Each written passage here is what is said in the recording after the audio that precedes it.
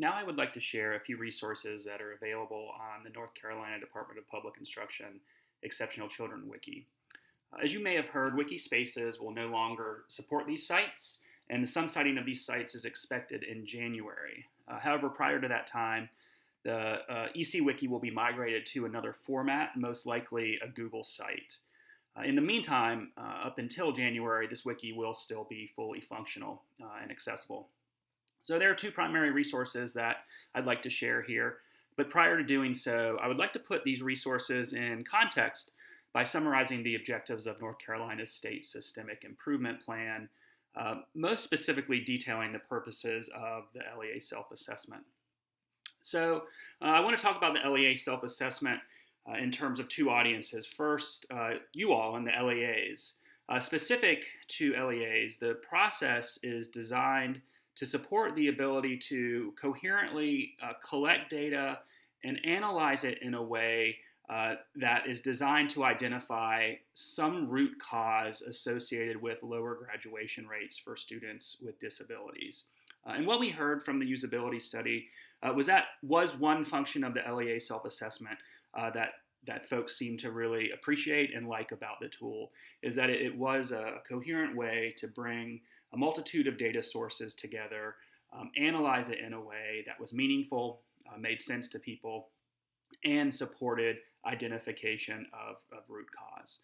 Once that root cause is identified or hypothesized, next it supports the selection of evidence-based practices or strategies that demonstrate a good contextual fit with your LEA that would be designed to be aligned to those root causes and would be expected to improve graduation rates for students, particularly students with disabilities. And then finally, the intent of the LEA self-assessment process being conducted annually is so that ongoing improvement planning, that ongoing plan, do, study, act improvement cycle can occur, and the improvement plan can continually be updated.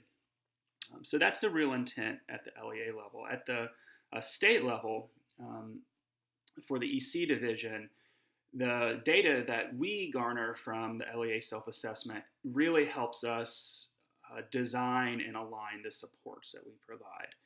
So we take those data, we summarize those at the regional level. Those regional data then go to the sections of the EC division.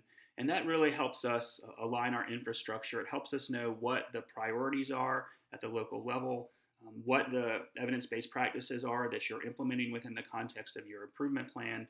And then we spend time during our regional data team meetings where our staff come together to align our professional learning to that, to schedule our professional learning based on the priorities that LEAs are demonstrating and communicating to us.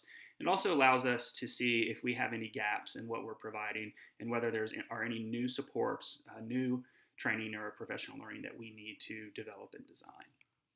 So to facilitate the alignment of what the EC division does with our professional learning plan to the root causes and improvement strategies that are identified by you all in the LEA self-assessment, we completed a professional learning inventory that resulted in what we call a professional learning catalog, very much like a course catalog almost that a university may have. The inventory process involved each section of the EC division documenting all professional learning that could currently be supported along with the critical features of it. So things like the format, whether it's face-to-face, virtual, or blended, what the intended educator and student outcomes are, what are the core elements of the LEA self-assessment that it supported, what are the evaluation methodology for it, and what is the status or presence of some sort of ongoing coaching or job-embedded follow-up. So the purposes for us creating that inventory or that catalog would be for us to do an internal assessment of any redundancy or gaps that we have in our professional learning. Do we happen to have anything that's happening across sections that seem to be redundant, that we can integrate, that we can do more efficiently? In addition to that, is there anything that LEAs are saying are priorities for them that we don't offer professional learning or supports for?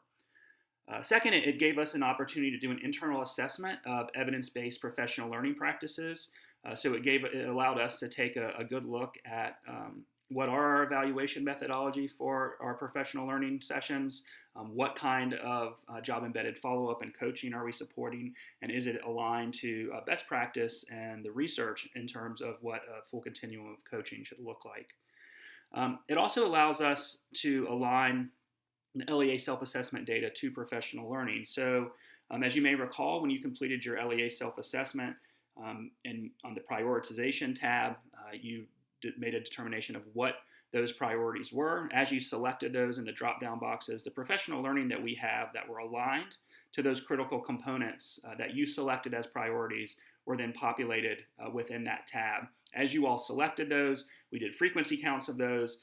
We did geographical counts of those to see what professional learning was needed in what places and the frequency with which it would need to be provided to meet the needs that were being indicated within the LEA self-assessment data, within the LEA self-assessment. And then finally, it also gives us an opportunity to systematically communicate what professional learning we are offering so that you all have a clear picture of the supports that we have the capacity to provide, what the intent, the purposes of those supports are, and what the intended outcomes are. So giving you a better idea of whether a particular professional learning session is indeed a good fit for the priorities that you identified in your LEA self-assessment and for the improvement plan that you're in the context of implementing or in the process of implementing. In addition, it really did allow us to analyze our inventory, to take a better look at our capacity to provide professional learning, to look at the ways that we're evaluating fidelity, looking at fidelity, and providing follow-up. If you want to see those data analyzed, you can find all of that in the Phase 3 Year 2 ESIP report. So the catalog itself is available here on the EC Division Wiki. It's right here on the landing page. It's this link here, the 2018-19 EC Division Professional Learning link. And when you click on that, you'll see that you will find the title of all these. These are currently in alphabetical order. The format of it, whether it's a webinar face-to-face, whether we define it as technical assistance or professional development, there's a description of that, the intended staff outcomes, intended student outcomes. You can see that it has the number of hours that it would take to complete, the number of CEUs that are granted upon satisfactory completion, the staff that would be recommended to participate, the grade bands that it's appropriate for, and then the core elements that it's most aligned to. So again, this is all the professional learning that the EC division currently provides. In addition to that, the EC division has developed a professional learning plan for the 18-19 school year.